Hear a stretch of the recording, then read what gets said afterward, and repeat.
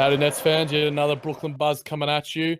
Make sure you subscribe on iTunes, Blog Talk Radio, all the good places, YouTube, and otgbasketball.com and netsrepublic.com podcast. Hell of a mouthful, Nicholas. I don't know how you do it every episode, but this is going to be a shameless self-promotion episode. Also a Brooklyn Nets Media Day episode. There's an article that I've just put up on otgbasketball.com just summing up all the important stuff that happened at Nets Media Day. If you guys check that out, otgbasketball.com, you know where to find it.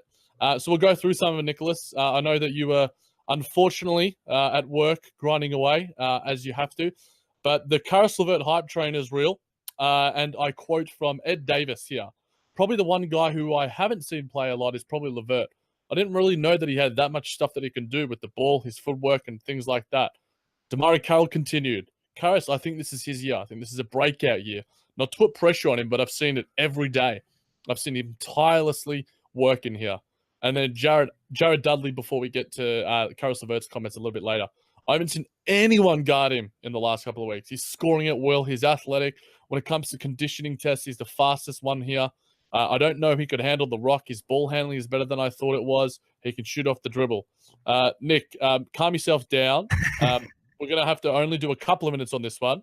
But what are your thoughts on those comments? Oh, man, I was super excited, Jack. Reading that, going through my Twitter feed, and it just felt like I kept seeing quotes about Caris LeVert and the jumps he's making this offseason. And we mentioned him on a couple of shows ago. I think in August we did a offseason sleeper pod, and I felt like Caris was being slept on because, which we've talked a lot about on the Buzz, is in college, dealt with a lot of injuries. First year in the NBA rookie season, didn't play a full year. Last year got a full offseason. We saw some breakout moments. We saw the pick and roll. We saw the passing that we didn't necessarily see the year before. Now this year, more offseason work, some more vets. I think Damari Carroll's been very high on him and saying he's been in the gym. I think Jarrett Allen even mentioned like the only guy who's really been in the gym as much as him has been Caris LeVert. And I think it's nice to hear from other NBA veterans. You're hearing from Jared Dudley, you're hearing from Ed Davis, guys who are just getting on the team and they're impressed. And I think a lot of the things we've saw from Caris, we've seen the potential. It's just kind of refining those skills, and it looks like he's really done that this summer.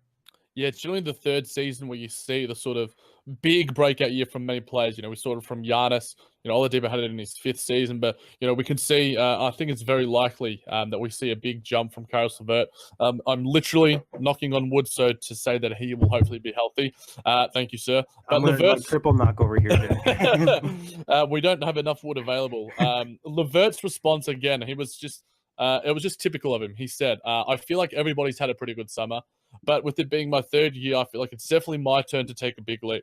It's obviously good to hear from my teammates because I feel like I put a lot of work in on and off the court. Mentally, physically, I feel like I'm ready to take that leap for sure. Any final comments on your boy, Nicholas? Surprised that you were able to keep it so succinct. I've already had a time to kind of analyze this and keep my excitement yesterday when I had a long day. But I think, not mention that quote, but we've heard from Caris over the last month is the fact maturity and like mentally preparing himself and feeling more confident in his game and also taking better care of his body. And I just think he's a guy that has a lot of skill set. And like those other guys were saying, the ball handling, the passing, the shooting, just the improvements and knowing where he can get better. I think being self-aware is something we've preached a lot on this show and on all of the OTG podcasts has been like when a player's self-aware, they can really work on those games, work on their game, know their strengths and weaknesses. And it seems like Caris is in a really good spot. That's one of the reasons that I really like Caris is the personality and the mentality he has and just that kind of vibe he gives off. Definitely. And in honor of Caris, I did get a Chipotle buy one, get one free voucher. So I will be using that tomorrow. I wish you were here to share that with me.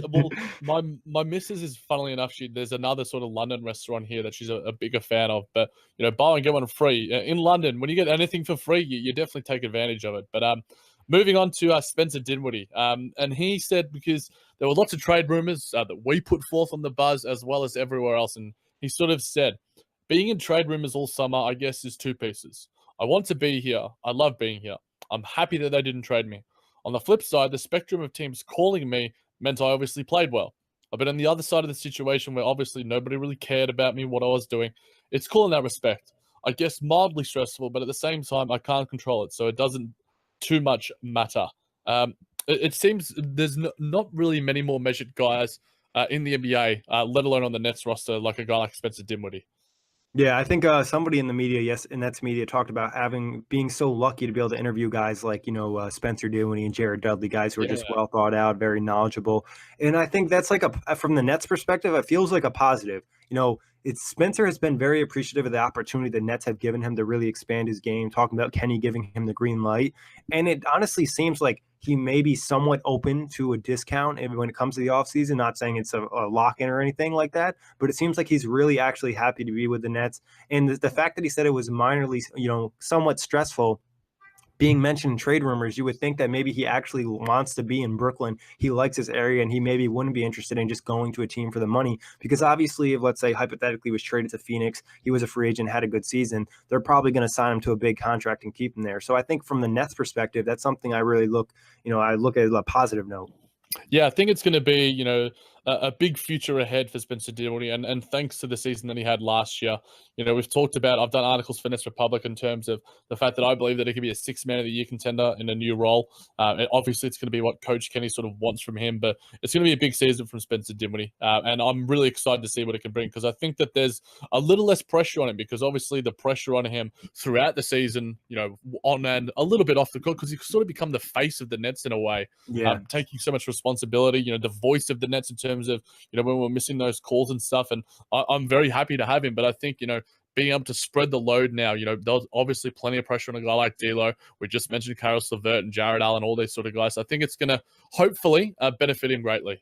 Yeah, honestly, and I want to say I'm just really happy for Spencer Dinwiddie. And the fact that he Yeah, mentioned like that nobody really cared about him. He was, let go from the Bulls and the Pistons, and like nobody really cared. Like, oh, Spencer Dinwiddie, he just like popped on the scene last year, top 3 and most improved. We talked about he won the skills challenge at the All-Star game. Definitely has his face a lot more known around the NBA. He has Spencer Dinwiddie stands now. Like, it's just really good moment for Spencer. And sometimes it's easy to forget these guys are not just players, they're humans. And to have him have success in his life is always cool. definitely. And before we move on, Flatbush and Atlantic did comment on one of my tweets saying Spencer Dinwiddie get on the show. He did add him. So, Spence, if you saw it, we're waiting, mate. We would love to have you on the show, and any Yeah. Nets play for that We'll let you matter. do whatever you want, Spencer. If you don't want to talk about Nets, we'll talk about Dragon Ball Z, Dragon Ball Super. We know you like that too. Any topics are open to you. You could even host the show much as we care.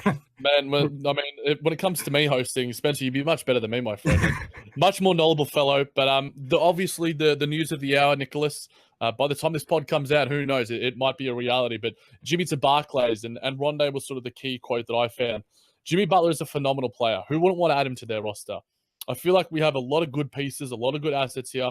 That's not a knock on Jimmy if he comes. We'd love to have him. At the end of the day, you have to know that it's a business. You have to know decisions have to be made for the betterment of the organization. Jimmy's human.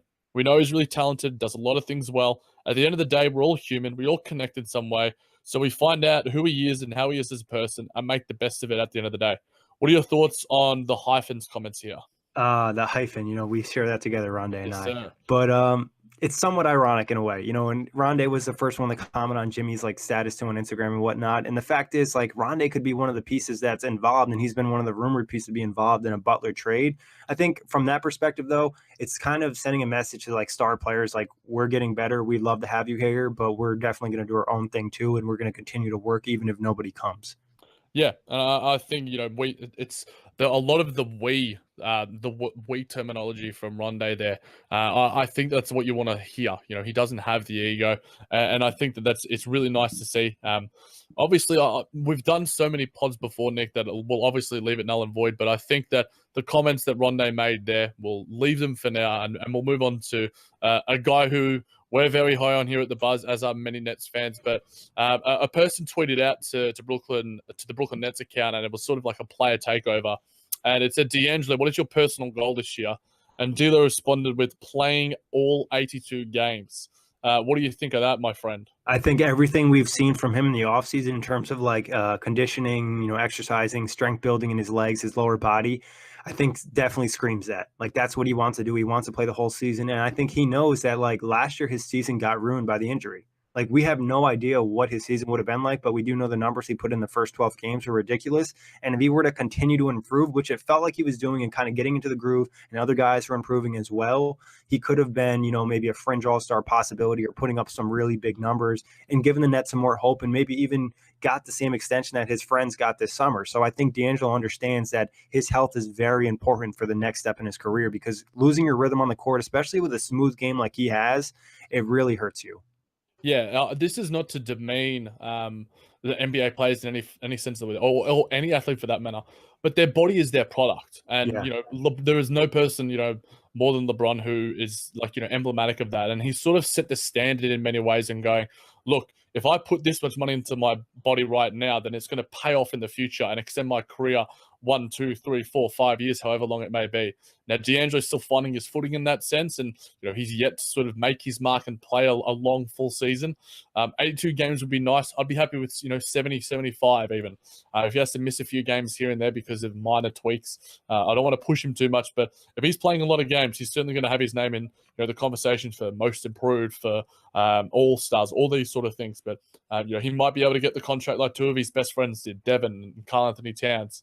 But it's going to be a massive season for D'Lo. His hair's looking slick as well. Make sure you check out those photos, guys. Sort of like Michael B. Jordan in Black Panther. He should do that on Halloween. Man, he's got just the best hair. Like we've talked about, like most stylish Nets before in fan episodes and in the past, but D'Lo, all of our guys are just like good looking dudes and very suave when it comes to their hair game and such. But speaking of hair games, nice little segue. Jarrett Allen, another key feature of the Nets media day, and this is from him himself. I just want to add it to my game, talking about his three-pointer. I want to start building a base for it, because I know pick and roll is my main thing, so I'm slowly going to build on the three-pointer. If I'm open in the corner, I have time to set my feet, then I can shoot it. It's like Brook Lopez 2 years ago. He worked on his shots, so he started shooting more. And then he said on learning on rebounding. Both things that we've mentioned on the player preview episode, so make sure you're checking that out. This year, that's really one of my focuses, to do better. Playing against him, scrimmaging against him. He's a great rebounder, and that's an area I need to improve on. So I'm trying to take little stuff from him and add it to my game. Thoughts on Jarrett Allen's? It seems like our podcast only came out after the comments, but it's like he was listening before. He just knew our thoughts. Yeah, honestly, I love everything that Jarrett Allen has to say. It's just like everything makes sense about what he said. Working on the three-point shot, I thought it was cool. He mentioned Brook as well, and kind of working on it and not necessarily relying on it, but having it in his back pocket, progressing on it, later in his career, maybe even two. And then the Ed Davis thing, working on the rebounding, learning things from him. I just am really excited for what we can see from Jarrett Allen. And it just feels like it's been a long time since the Nets have had a prospect like him on his roster that they actually drafted. Yeah, and we now have our draft picks going forward, so who knows what could happen in the future. But it's exciting times ahead for so many players on our roster. The takeaways, it seems like this year's media day. Obviously, last year with Jeremy Lin and stuff, there was plenty of hype and such. But there's equally as much expectation, which I think is a good thing, and plenty of things to take away from the media day. But it's going to be now time to sort of put those words into action, Nicholas. And how excited are you on a scale of 1 to 10 to see some Nets basketball? 100. There we go. We keep it 100. But Jack, I have to ask you before. Yeah. What are your thoughts on Joe Harris's new look? He's rocking the beard. Someone put out an awesome comparison as like the Captain America with the beard. He was so I love it. I mean, I'm a man who loves a beard.